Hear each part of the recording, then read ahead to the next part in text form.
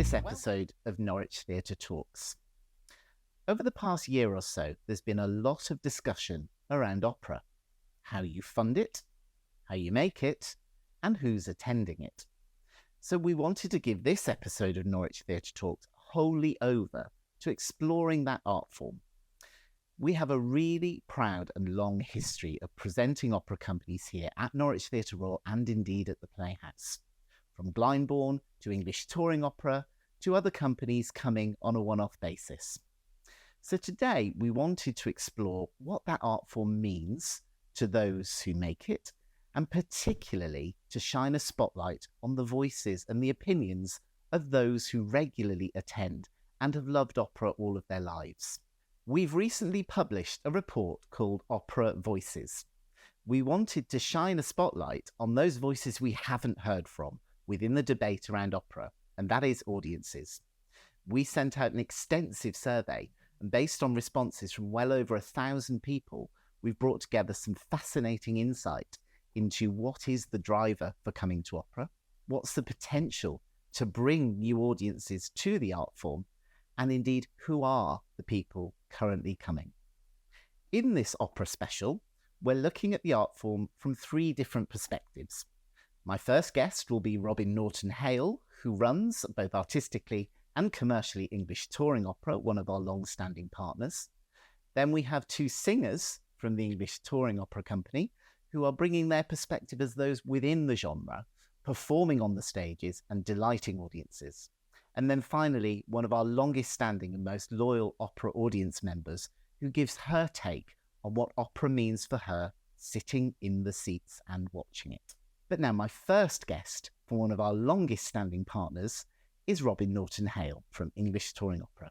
Robin, welcome to Norwich Theatre Talks. Thanks, lovely to be here. Now, tell us first about your role at ETO. So I'm General Director, which means I'm both the Artistic Director and the Chief Executive. I know that well. Which I genuinely really love. It's a lot. But from the Artistic Director side, I get to decide the programme. I don't do that unilaterally. We have a music director, Jerry Cornelius. We have a producer, Lucy Walters. We also have, obviously, a marketing department, lots and learning and participation. So I come up with some ideas. I discuss it with them. But ultimately, you know, and obviously we have a board. Mustn't forget the board. But ultimately, I decide what shows we do.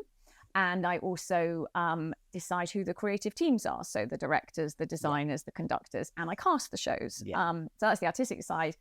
And then on the chief exec side, there's the money, the budgets, the risk fundraising, assessments, all of that stuff. So it really is everything. But what it means is, I mean, I'm a stage director as well. I direct some of the shows, but it means I get to work with the same group of people. You know, I have a team, which I really like. I think being freelance is really hard. Yeah, I agree. And there is something, because I have a similar role, being both creative director and chief executive, about leading the whole organisation rather than in other structures where you might have an executive lead and an artistic lead. Yeah.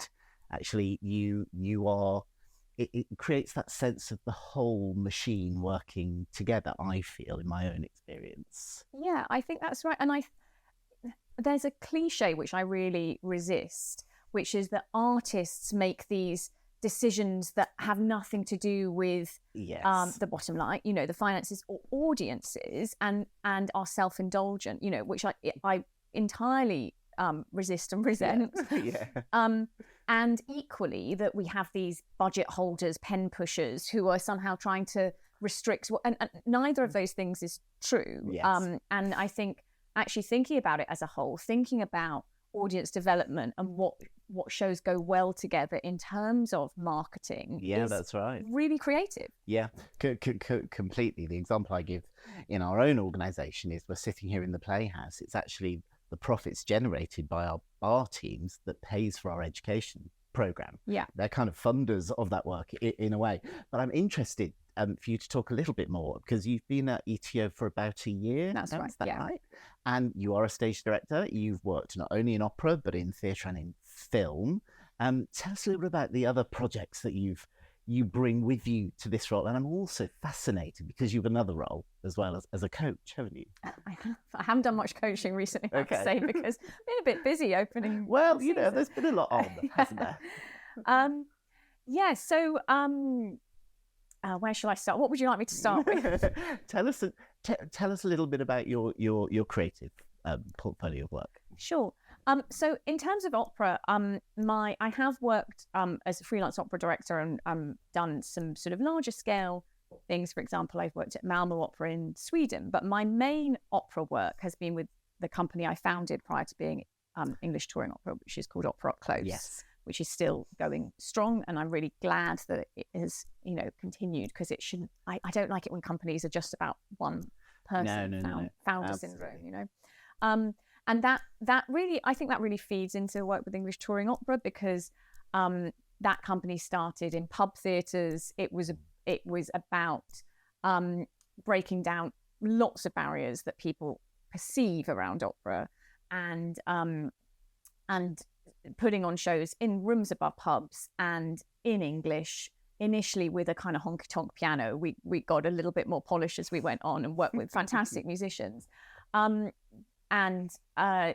Really, really embracing opera as a theatrical art form in the way that I think theatre, a few decades earlier, has done. I often use Shakespeare as a comparison. Yes. A few decades ago, or probably longer ago than that, people thought there was one way of doing Shakespeare, and it was about having a lot of people on stage and in doublets and hose, and you didn't cut it and so on. That's right. And it's still absolutely Shakespeare if you do it with 3 people in a black box, and yes. It's also completely valid to do it with loads of people in period costume. Although what is period costume? If you do Macbeth, when is it set in? Well, that's right.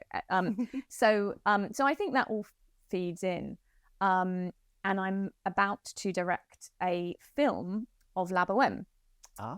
Which I'm very excited about. Okay, tell us a little bit about that. So La Bohème is an opera very close to my heart because I've directed it a number of times. It was the first opera I directed at Opera Up Close, getting on for 15 years ago. And it's an interesting one, La Bohème, because on one hand, it is this huge romantic opera in its original form. It has a massive orchestra, it has a chorus. But actually, it's a story about a handful of people in a very human, almost kitchen sink drama kind of way. Mm-hmm. And so I think it lends itself really well to the intimacy of film. Yes. So we're doing a production. It's filmed on location in East London, and in our version, it's set in contemporary East London. And actually, in La Bohème, although, sorry, spoiler alert, Mimi, the main female character, dies at the end. A lot of so people think of it as a tragedy, but a lot of it is it's kind of a sitcom. Like, people have been revisiting Friends, and I'm not necessarily saying that's a great idea because I watched it recently and I'm not sure it still stands up. It's tricky nowadays, isn't it? But that sitcom thing of having a sort of sofa in the middle of the room and people coming and going, actually there's a lot about La Bohème that is that, and then the tragedy, when it comes, kind of crashes into that. So I think it lends itself to a very intimate film really well. But there is so much about the opera canon and the operatic art form that just lends itself to real life. This notion of the chorus, this kind of commentary, has all sorts of resonance with kind of the social media world that we live in. There are particular pieces that I've seen over the years where I think, gosh, I've been in that place. I have been that character, and that gets forgotten, doesn't it? When people are talking about the art form as something that's perhaps distant. Yeah, I think there's something about scale that makes it seem grand, but scale doesn't have to be grand.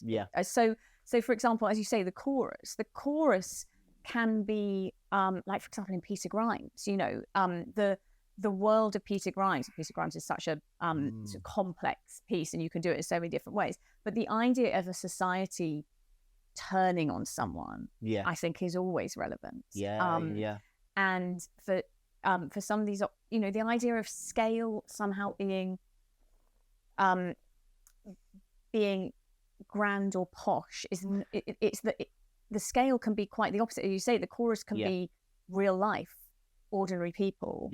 But also, even smaller works, which can often be somewhat off-putting. I mean, one of my favorite pieces of the opera repertoire is Poulenc's La Voix Humaine, That's what we where you sit there, and this is a piece that it's a solo piece, isn't it? Essentially, somebody on the phone, who's been jilted. Yeah, that's kind of the story, isn't it? And you just sit there and watch that and think, gosh, we can all identify there, can't we? And there's an intimacy to that doesn't have to have a chorus of 40 on stage singing massive choruses, but is communicating it in an extraordinary way. Yeah, and I think there's some. So I mean, I love that piece too, and the great thing is about it, you only hear one half of the conversation. It's like an Alan Bennett monologue. Yeah, and I've directed it, and you know, we spent a long time writing the exact script of what was being said on the other end, because like we have to know what's being said, but of course the audience projects their own idea of what's being said on the other end. But I think opera can get tied up a little bit in this idea of realism, which it isn't and will never be, because people are singing all the time in a highly trained way, which is wonderful, but not like we're sitting here talking. And there's a difference between it not being realism and it not being very true to life. And that sort of intensity, like the Poulenc, for example, everyone's been dumped and then had a difficult phone conversation about it. And that the fact that, you know, when we were dumped, we didn't have an orchestra, we didn't sing about it. It doesn't make some people may have done if you've been really lucky, you know, if you're followed around by a band. But I think there's what opera does is it helps us access those kind of both extremes of emotion and the kind of as you say, everyone's had that experience, and yet every experience is extreme and is different. That's right, and that sort of brings us to the show that we have on our stage at Theatre Royal this evening, which is your directed version of Monteverdi's Coronation of Poppaea, which I think fulfills all of that, doesn't it? As a piece, it's almost 400 years old. It was actually a very late piece in Monteverdi's life, wasn't it? But it existed in that time before opera as a tagline existed, and it's about stories of individuals that might seem so distant and so unreal to us, but the humanity and the emotion and the dynamics within it are just as current today. Absolutely. And you know, a few different people have said to me, having seen the production, it's just like Succession, which for me is wonderful high praise, but is it really is. And you realize, you know, that there are a few different layers of it, because on one level it's set at the court of the Emperor Nero, so it's set in that time, you know, 30-ish AD, and then of course it's written in 1643, so it's infused with what was going on in Europe at that time, and then we see it through the 21st century lens as well. So it's this 17th century version of Rome, and then our version of that. So but actually it's really this very intense psychological drama. It's blackly funny, and it's meant to be. I think it feels in some ways so modern, because as you say, it was kind of before opera existed. You know, Monteverdi was one of the very first opera composers, and so the forms of opera didn't exist. And so in some ways it's much more like a play. Like there are elements that are sometimes like arias, there are little bits that are duets, but actually it just keeps moving through. And each of these characters are really flawed. There's no one who you think, well, they're the hero because they're good in the way we want. But I quite like it. I don't like my heroes to be good. No. Yeah, like Succession. Absolutely. You know, we're all kind of rooting for Logan Roy as Succession goes on, aren't we? Because he's so bad. We've just warmed to him. Absolutely. Well, I feel like my support kind of keeps switching depending who's being the best at plotting. It's interesting. I'm interested to explore that a little bit further, in that it existed before opera was given a tag and before opera was given a kind of structure that it needed to live up to. Do you think that kind of tag and that structure is a challenge for audiences? Do you think it's a shackle is there something about the art form needing to go kind of full circle a little bit and take the starch out? The thing is that opera, because it's had, you know, these 4 centuries of history, it's different at different times, and even at the same time there are different forms of opera, you know. So you have like Mozart was writing opera in Italian for one audience and then opera in German for a different kind of audience. And so the idea that there is one kind of opera I think is actually quite a common idea, but is just not true. And so it's tricky. I'm not sure how much it is opera's fault, but it's definitely something that we who work in opera have to deal with. I think that's right. And the report that we've recently published, which just kind of talked to audiences about their perceptions, is really clear in saying that it's not the art form, it is these perceptions. So when I talk to audiences, one of the first words that comes out quite quickly is long. And not all opera is long. No. It's not. And the other is, you know, language. And actually you are now pioneering work that's sung more in English, aren't you? Is that something that's important to the company? Yes, it is, and it is a bit of a change from my predecessor. Although I think for a long time ETO did perform exclusively in English, and then it gradually changed. And I love seeing opera in the original language, and I love seeing opera in English. You know, there's room for all of it. Just like there's room for Shakespeare with 3 people and Shakespeare with 300 people. That's right. For me, it's very similar to what you say. Again and again, when I talk to people who maybe haven't come to opera yet, but are maybe really engaged with musicals or with drama and going to the theatre, pretty much the first thing they say is, but I'm not going to understand it, am I? And if you say, it's in English, they go, and they breathe a sigh of relief. So even though, of course, when we perform in Italian or German, wherever, we have surtitles, there is still a perception that opera is going to be in another language and not be understood. But in addition to that, I think there's an artistic imperative, which is that, of course, by commissioning a new translation, that is another layer of creativity that we can offer to the audience, just like we employ a designer to interpret. And a lot of the time we're doing these operas like Monteverdi that have been done again and again and again over hundreds of years. Our job is to reinterpret them, not necessarily change them, but each time we do a production, it could only be made in the moment it's made. That's right. And the language feeds into that.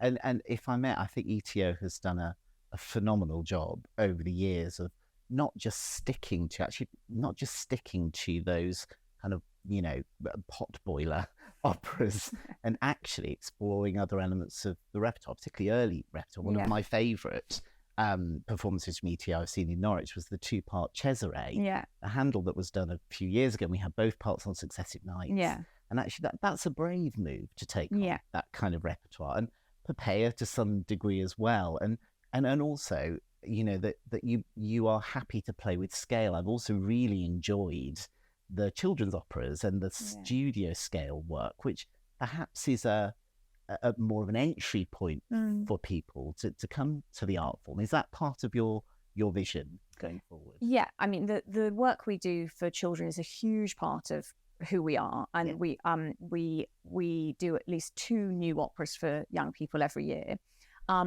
They're not so, people aren't so aware of them because they mainly get performed in schools and they don't have that many public performances. So we've got an opera coming up in the spring called The Great Stink, which is based on when London had a sewage crisis in the 19th century and the whole city stank. But with parallels, multi-sensory. Exactly. Well, there will be a poo chorus. Oh, excellent! Very which, good. You know, 7-year-olds I think will be very into. But there's, you know, parallels with issues around pollution now, which are kind of drawn out and part of the curriculum. It's very much part of what we want. And they go to schools and every child can come. It's not a case of, do their parents know it's on? Do their parents buy tickets? Every child in the age group sees it. And I think that helps with this perception of opera, as you say. So if kids at the age of 7 or 8 have seen an opera, then they have their own interpretation of what that is, rather than the sort of received wisdom about what that is. So that's really important. At the moment, we're touring an opera for babies. an opera for 0 to 2-year-olds called Under the Little Red Moon, which actually started, when COVID happened. A lot of companies, we were taking work that was on stage and reworking it for digital. Yes. This, interestingly, has gone the other way. We made it digitally first, and now we're adapting it for the stage. But that really is a multi-sensory experience. It's 30 minutes long. The babies can crawl around and pick things up. Yeah. And, probably eat them. I mean, one of the things that just brought joy to my heart in the report that we've undertaken and then through the research was just the appetite for trying opera, which is just so much greater than I think I'd imagine, particularly from those people that have been to musical theatre, a heavily well-attended art form. But there is that sense of wanting to try. Does that give you a sense of positivity? It certainly does me. That it's quite untapped. That's all to go for. Yeah, completely. And I think that comes back to the opera in English as well. I think when we're talking to those people who like musical theatre, to be able to come and say, look, this is a really good story, it's in English, really high musical quality, then that is a way in. There's been so much conversation, hasn't there, in the national media and across the art sector as a whole, but within the opera sector, about decisions made over the past 12 to 18 months. And I don't want to use this to get into what's happened, what's past. Yeah. I guess my question is, as a subsector of the art sector, as a cluster of opera makers, opera companies, what do you think the focuses are for you as a sector going forward in response to what has been? I think this perception that opera is expensive I think that is tied a little bit to when there is resentment about the amount of the pie, the funding pie that opera gets, that's wrapped up in that. And I think we possibly need to get better at telling the story about the breadth of the work we do. For example, these operas for schools and young people, and how integrated that is with the work on stage. So I just said, we also are doing these workshops called E10 Perform with teenagers around the themes of Cinderella, because there's so much to get your teeth into with Cinderella in terms of what is appropriate to do in order to catch a lover, and the judgment of society and so on. And so everyone who sees those, who takes part in those workshops, then comes to see the shows for free, for example. So we do all this work. And the other thing is that actually opera is expensive to produce. Even we were talking about scale, if we're touring with an orchestra of 20, we've got 14 singers on stage. That's right. That is a lot of people. And what we charge for tickets is not what it costs. No. And so that funding, the reason we get that funding is in order to not charge people what it costs. That's right. So if we don't get the funding, and we start charging hundreds of pounds a ticket because that's what it costs, then that very much does limit who is able to come to the opera. So it's something about that narrative of really showing that what I think the audience who we have, which is quite broad, can see that opera is for many people. But unless we can keep on making that argument strongly, then it won't be able to be for many people, because if we don't have the funding, then we can't charge an average ticket price of £25, I think it is. Absolutely. And the things that were interesting me in that report again is that there is a perception that opera is expensive, but actually the average ticket price, certainly here for opera, is less than that of a musical. Also this sense that opera is generating audiences from particularly affluent areas or backgrounds, but actually a quarter of audiences for opera are coming from places deemed priorities for levelling up. I mean, there's much, when you scratch through the surface of this, there is a big story to tell, isn't there? And for the companies, the venues to do together. And as a touring company, actually, one of our challenges is getting access to that information, that data, understanding why people come, where they come from. And so I'm so pleased you've done this research, and so pleased that the story it's telling is positive and quite varied. And the other thing I'd just like to highlight, because you mentioned that there's someone who you're going to be talking to who came to opera, I think, in their 40s, right? And this is the age of opera attenders is something that gets talked about a lot. Yeah. And is the audience aging? And so will it eventually, sometimes people explicitly say, so they'll die out. And the thing is that people have been saying that for decades. And if it was true, it would have already happened. And I think there's something interesting, which is that people come to opera maybe, not exclusively, but in their 40s and 50s, which is not young. So the audience is being replenished, but it's not necessarily being replenished with teenagers and 20-somethings, although they're very welcome and of course they sometimes come. Do you see what I mean? That's right. And again, it's just this debunking. I think for me, this sense of opera being something over here that doesn't have this situation in real life. I mean, people come to opera in their 40s. Yeah, I've come to certain things in my 40s. I used to go clubbing in my 20s. I don't in my 40s. I now do something else. You know, if people are coming to it in their 40s, surely that's just the way of the world, isn't it? That our tastes and appetites change. And our lifestyle, you know, it's about how much time we have, how much disposable income we have, and what we choose to spend it on, you know.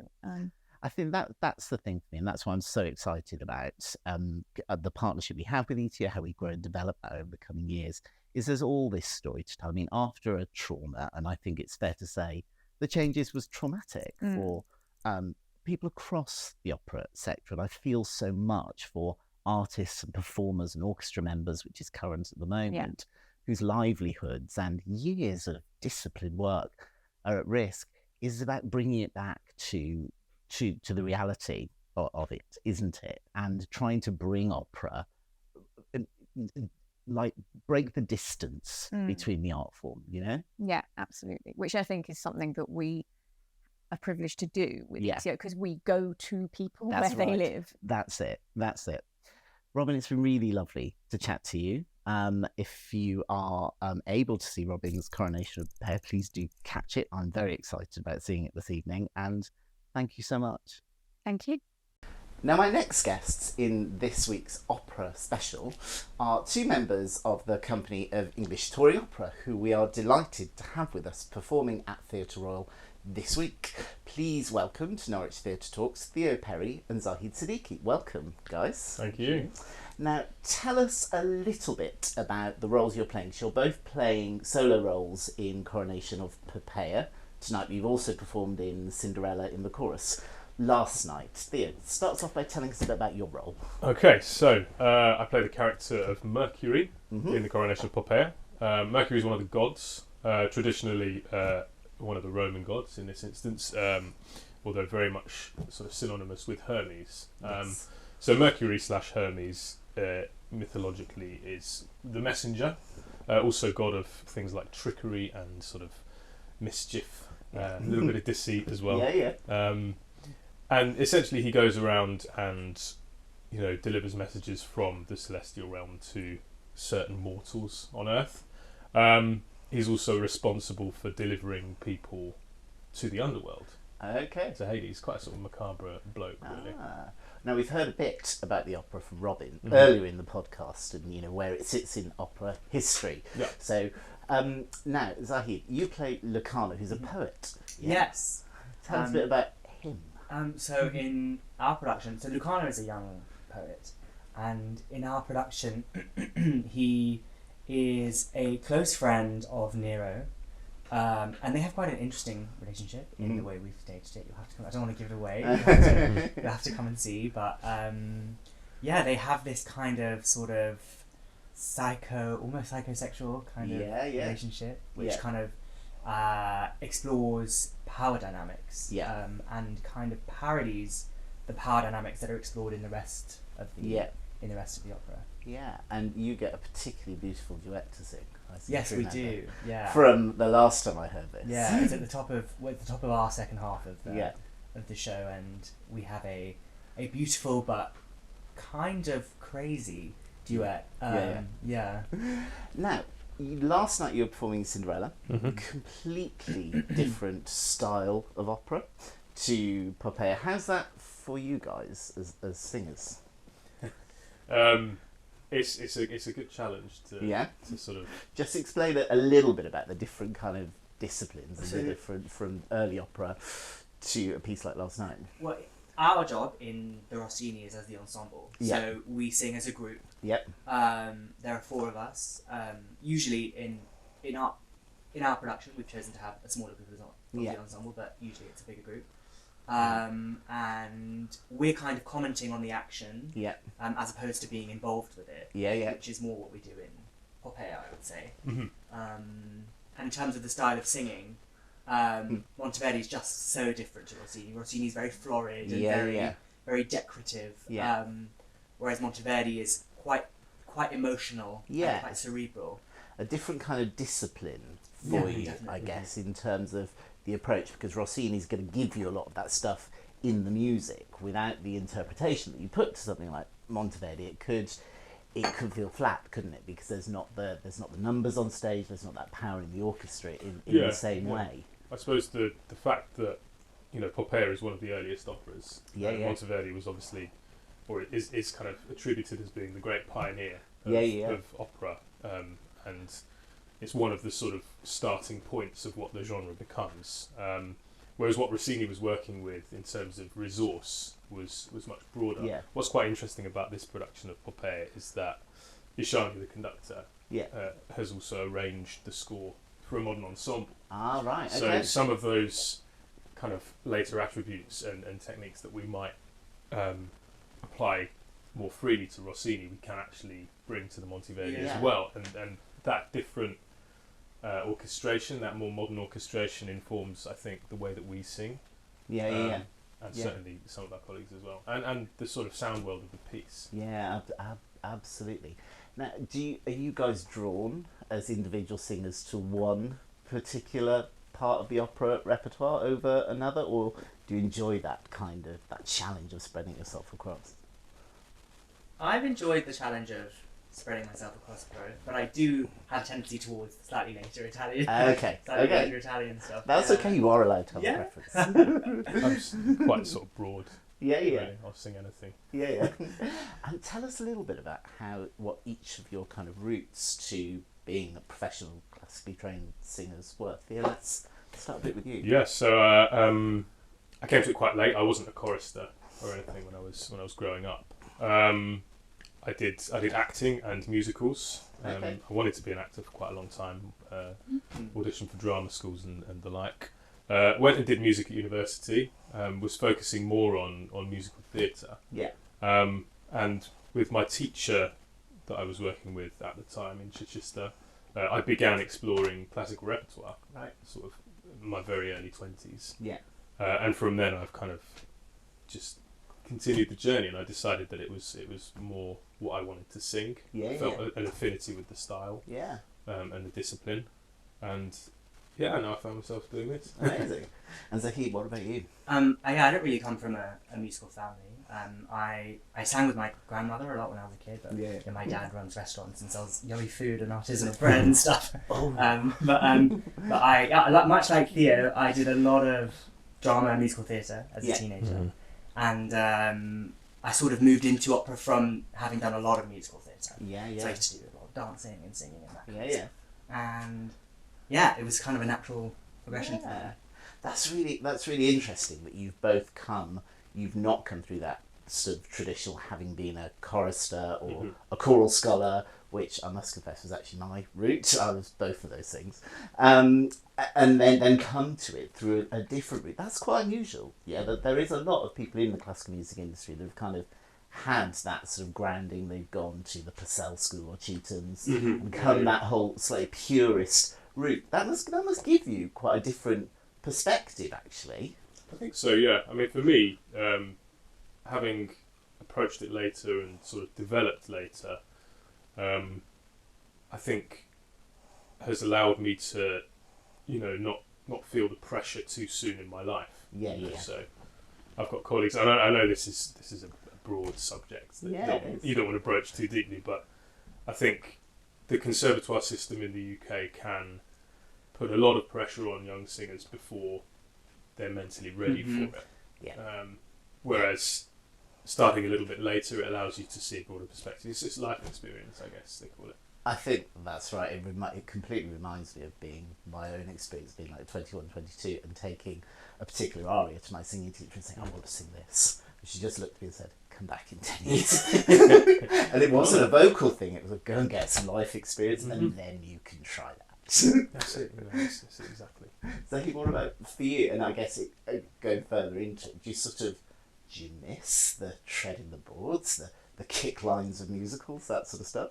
I do, but I think I have a better. I really loved singing, which is why I moved into opera. Yeah. And I think I have a better balance of what it is that Yeah, I yeah. enjoy. I loved the camp and the fun of musical theatre, and I think I still get that Yeah, in yeah. opera, but just with like a heightened sense of drama. Yeah. Because I went from really enjoying like Idina Menzel and all these musical theatre stars, and then I found like Maria Callas and Montserrat Caballé, and I was like, oh, these are the divas. Yeah, and I yeah. became obsessed with them. Yeah. Yeah. Amazing.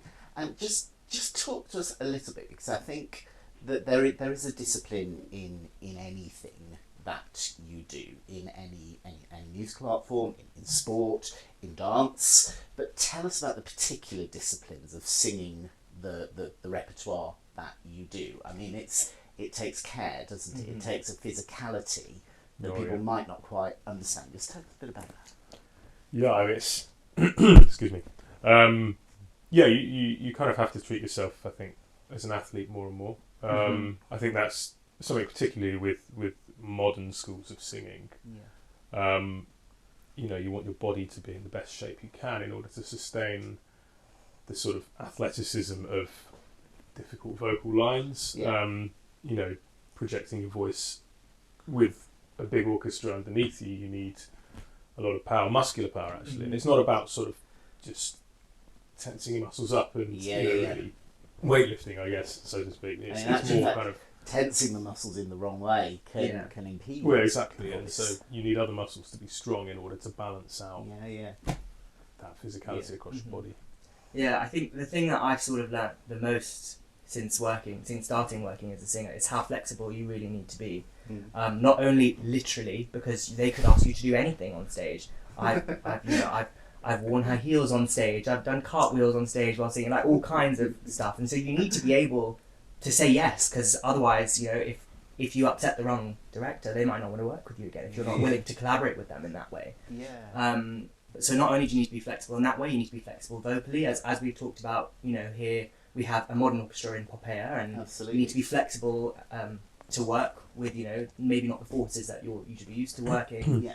And sometimes you might come across people, as in most industries, that you don't necessarily get on with. Yeah. So you need to be really I think flexible. that's the same in any role. Exactly, it's just life, isn't it? but in the creative industry, it can be personal, and so you need to go in openly to be able to receive whatever it is that might be coming your way. There's something about that, isn't there, about being an artist and just being open. And I think I was interested by your point, Theo, about the challenges of a conservatoire education is narrowing at times, isn't it? I think of art groups as being educators. You just keep your mind open as long as you possibly can to then be channeled in that kind of way.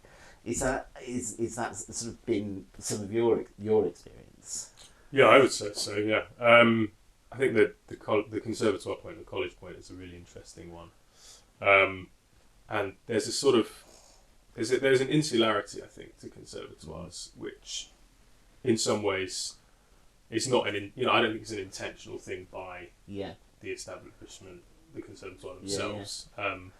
But there's a sort of sense that whilst you're in there, that's where you are, and that's all that it is, and you kind of have the blinkers on, and you get told that the world's going to be a certain way, that people are going to want to work in a certain way, and you come out, and I've found personally, I don't know about you, that people don't work in the same way that you're taught, I suppose. And I guess, again, just reflecting on, you're kind of bringing up a lot of my own memories now. I remember being told by a singing teacher once, if you're going to be a soloist, never sing in ensembles, because it's bad for you. I was kind of thinking, gosh, that's tricky, because that's probably where I'm going to earn my money. And so what do? There is that sort of purist thing that can become quite oppressive, I think, at times. Yeah. I just want to go back to something you said there, which was around this notion of opera trying different things. And I think it's something that I pick up quite a lot, is there is this sense in opera that you can't just do the opera. You've got to do something new with it. it's that line from Gypsy, isn't it? You've got to have a gimmick. Yeah. Is that something, I mean, you guys are quite early in your careers, that you're sort of sensing that you're getting more directors, designers wanting to just push it? Yeah, I've been quite lucky in that I've been You've been part at of. Heels. Really, yeah. Well, I've done lots of different projects that have had really different styles to them. I've been involved. One of the first things I did was staged oratorio, which was something I had never seen before. It was staged with a dance company and an opera company. It was different selections by Bach. Okay. It was assorted stuff. Yeah. And it was with 10 dancers and 10 singers, and it was unlike anything I had ever seen on an opera stage. And it was in an opera house, and I think that these kind of almost mixed media projects are really amazing, and I think that the people that are doing them are onto something quite special, because it's a new way of approaching this repertoire that's been around for so long, that highlights all kinds of different things about it. And I think that's the exciting thing about reworking these pieces, is that you can completely recontextualize them and make the audience feel them in a totally new way. Yeah, I think that's fascinating, isn't it? And the show that you guys are going to sing this evening is almost 400 years old. Yet the themes that run through it, you know, this notion of how individuals interact, you know, humanity is humanity, and the same issues that Monteverdi was writing about in 1640, whatever it was, are absolutely prevalent today, aren't they? I've got one more question for you, which is about, there's been so much conversation around opera, hasn't there, in the media in the UK over the past kind of year to 18 months, because of decisions made by the Arts Council and government and things. I think there are so many perspectives to that, and the one that there are a couple I've not heard enough of. One is from the artists who, you know, who've trained so hard in this discipline, and then to hear this art form talked about in that way, and then the audiences. My final guest later is an opera attendee. How, you know, with all this talk around the art form and its validity and its relevance and its elitism, how do you, as kind of professionals making your way in that sector, feel about all of that? I think I'd love the conversation to be simplified to the point that what we do as opera singers is tell stories the same way that any other art form does. That's it. And I think that there is nothing more complicated than that in terms of what the discussion should be, and therefore it's just as valid as anything else. I think the idea that it's something for the upper crust that sort of still seems to bandy around it's just really damaging, you know. And I don't blame people for thinking that as well. No. You know?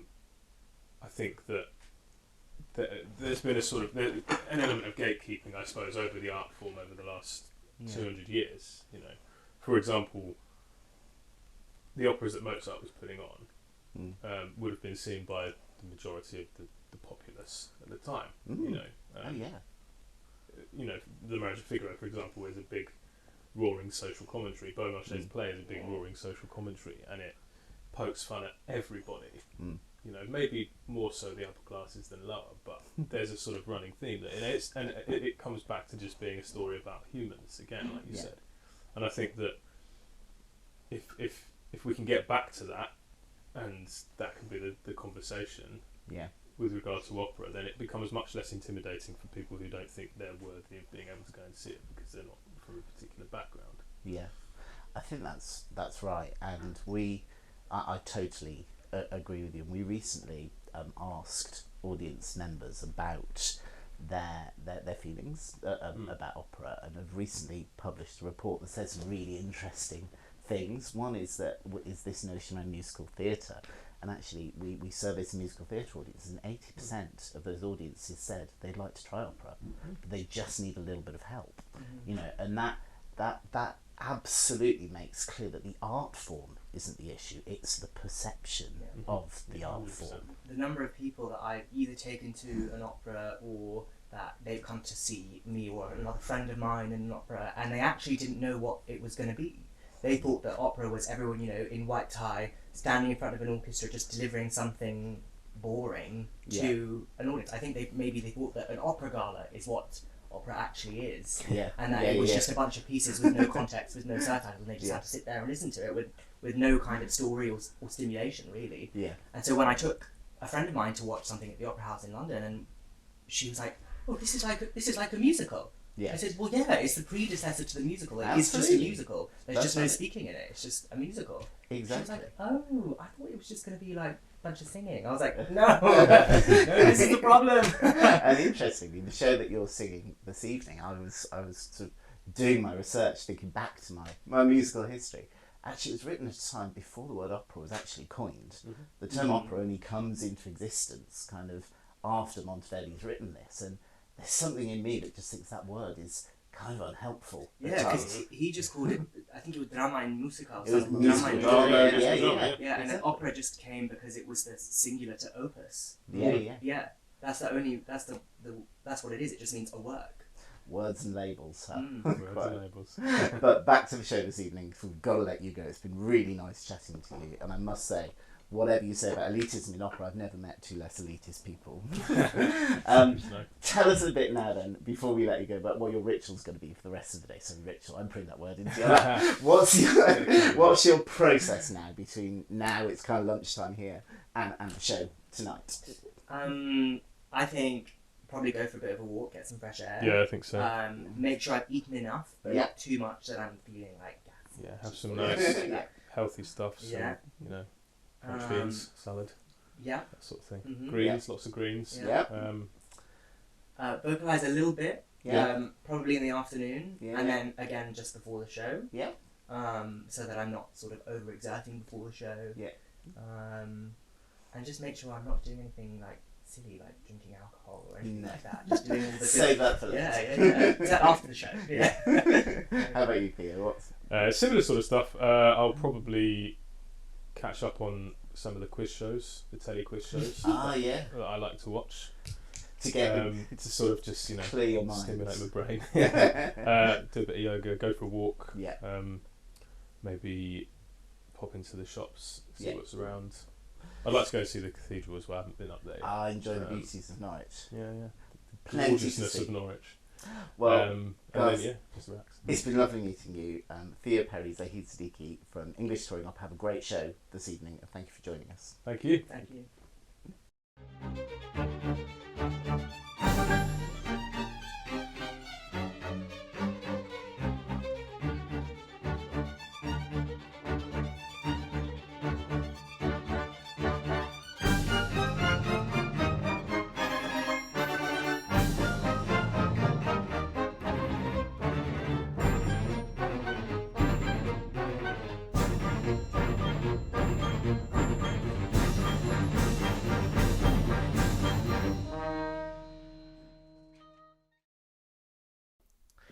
My final guest on this opera special edition of Norwich Theatre Talks is a wonderful member of our audience who has been attending opera at Norwich Theatre for many years and is a passionate advocate for the art form.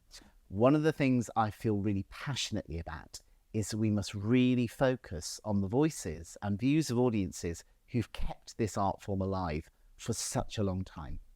Please welcome to Norwich Theatre Talks, Marion Wellham. Marion, welcome. Thank you so much for joining me. I know that being on a podcast isn't necessarily something that you do every day. That's right. But we met because you reached out to me, didn't you, when the news was announced that Glyndebourne would no longer tour Yes. to Norwich, and in the context of lots of changes to opera funding in the country. Yes. Just tell me a little bit about why you were prompted to reach out. Well, it was something I'd been doing for 20 years, coming to this theatre to see opera. And in fact, because we couldn't afford to stay in Norwich and the tickets, we used to stay in a VW camper van. Oh, really? And it was always November, around November, so it was pretty cold. Wow. So, and then we progressed to the Premier Inn. And then we moved a bit nearer, so that was easier. But I think I felt very strongly because it was quite difficult for me to access this sort of lovely, wonderful, not just classical music, opera. That really struck me what one of your singers once said, you know, about it not being, people are frightened of the word.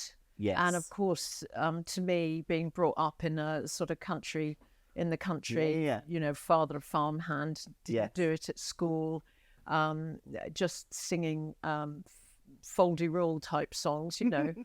And I think I first got into listening to classical music when I was living in London, and I used to go to the festival hall, and it was in the 70s, and I heard wonderful Herbert von Karajan Wow. and so on. And I became a great fan of Mozart because it's so, you know, easy to listen to, very tuneful and everything. So what was that moment then? So you were exposed to music when you were quite young. You grew up here in Norfolk?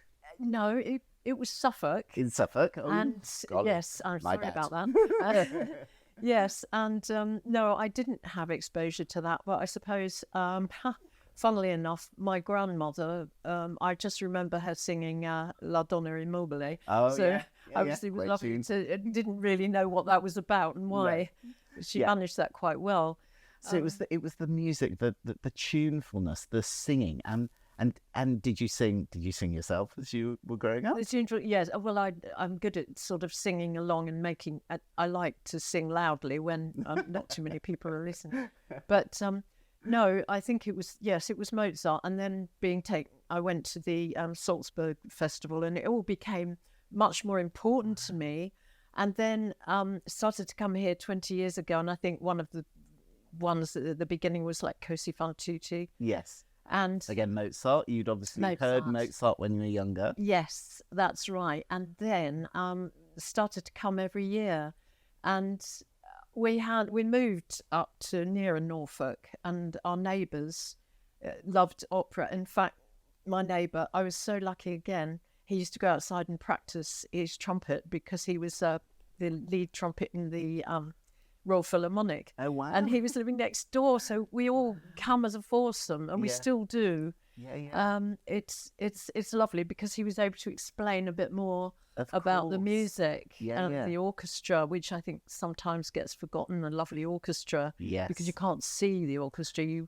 That's right. Wow, you know what? That's an interesting point, isn't it? Because there's much discussion at the moment about orchestras Yes. continuing to accompany opera and ballet, and I think you've put that beautifully. Yes. You can't see the orchestra, No. but without the sound, it's a very different experience. Isn't Yes, it? it is a different experience, and I think a lot of people don't appreciate that.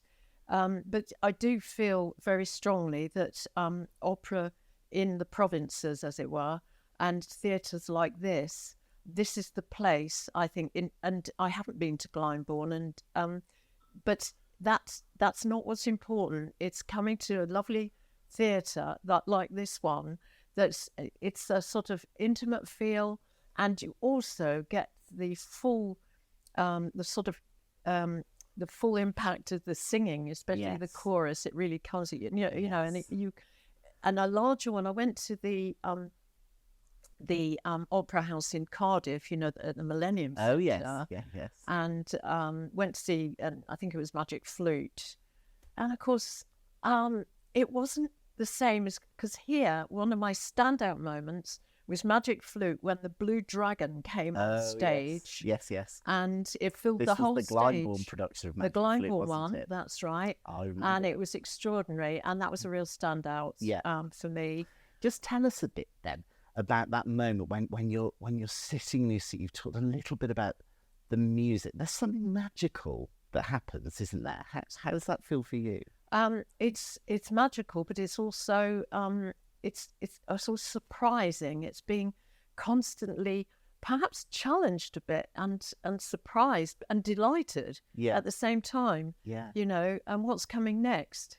And there's so you know, many that's elements to operatic production, aren't there, that you can just marvel at the costume, at the soundscape, at the lighting, at the movement. Yes, you can. And I'm a great fan of Handel's oratorios. So I thought, whatever they're going to do with Saul, when Barry Kosky's Saul came here, and I thought, what's this going to be like? Yes. Actually, it was astonishing, because as soon as the curtains opened, the sort of extravagance of it. Yes. And it was absolutely wonderful. Mm-hmm.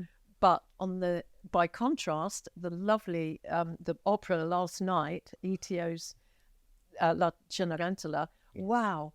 I mean, that was such a contrast, but I enjoyed that as much in a very different way. Yes. But you've clearly gone on an amazing journey. Yes. With this art form, from being introduced to the sound of the music, Yes, through actually clearly learning a huge amount about it as well.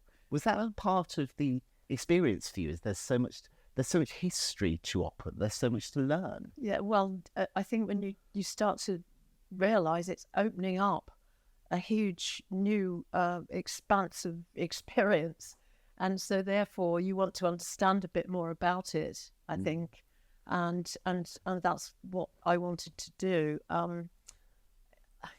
I don't know how to put this really, but I think yes, the program is useful, isn't it? And you read more, and then you see where all these people coming from all over the world to sing. And then we subscribe to the Met. I know I don't want to watch the opera on television, but I love it so much. Yeah. That I want to get familiar with more operas and hope that I can see those as well. I mean, I was disappointed when the tour went, as I said, and it was very important. And especially as in 2022, I think it was La Bohème, and that was extraordinary. Brought the house down, I think, at the time. And we heard that in 2023 it would be Semele, Handel, and I thought, I can't wait. Yes. And of course, finish. Yes. So, you know, this was the disappointing news. This was when we first got in contact, wasn't it? Because you, amongst several hundred other regular attenders at Glyndebourne, wrote to me to express your disappointment, and we had a really interesting get-together, didn't we? Here at the Playhouse, where we discussed all of the issues, and there was just a real sense of solidarity in our confusion. Yes, that's right. Because, you know, I'm not going to be political about this, but I've been a bit, you know, hearing levelling up quite a lot. And, you know, we've been so privileged over the years to have opera brought here. Yes. And as I said, this is in this place, it's important to me. Absolutely. And I think the point around levelling up is an interesting one. And we've recently published a report that looked at people who've attended opera here, and a quarter of our audiences for opera live in the places that are targeted for levelling up. Does that surprise you? Well, not a great deal surprises me now, but you know, I think that's a very important point. That, well, you know, what can we do next? Yes, one positive thing about not losing the Glyndebourne experience here, but something positive is that I'm more focused now on seeing productions like the ETO and last night's Absolute Triumph, and the singing and everything, and the English. You know, I was Rossini. You know, as Italian, I love opera Italia, but the English script, wow, it was brilliant. Yeah. I think it's about what we do next in answering your questions, continuing this conversation, isn't it? I think hearing the voices of those who adore the art form, whose life, like the singers that I spoke to earlier on, is shaped around the art form. And I'm going to end by asking you a slightly provocative question, which there's been a lot of conversation around. And it's the old adage, opera is for the elite. Do you consider yourself elite? Certainly not. And I really wish that people wouldn't be so frightened of it. You know, I've heard people say, but I don't know anything about opera. I mean, you know, I'm not very, and they said to me, oh, you're so cultured. What do you mean? You know, I just go along, and I like to go, and it's like, if you like a musical, you're not frightened of going to see a musical. Why should you be frightened to go and see this wonderful opera because they don't have microphones? And there you are, you've got the power of the voice and rising above the orchestra, and, you know, and everything that goes into it, whether it's an extravagant production or whether it's something, you know, minimalist, but so creative that we saw last night. Well, Marion, I can't think of a better advocate for the art form than you. Thank you so much for sitting down and having a chat with me. Thank you for asking. And keep supporting us, please. I shall. Thank you. Well, I hope you enjoyed our first ever art form special. And if you are a regular opera attender, I hope that you've learned something you didn't know. Or if you've never attended an opera, maybe we've encouraged you to try. And now to end with an exciting announcement. After the triumphant success of The Land of Might Have Been, our co-production with Buxton International Festival early this year, we're delighted to work with the Buxton Festival once again. Next year, we'll be working with Biff to co-produce La Tragédie de Carmen, Peter Brook's amazing take on Bizet's Carmen, which will come to us in July 2024. Tickets will go on sale in early January, and if you've never tried opera before, I encourage you to try this one. Thank you again for joining us.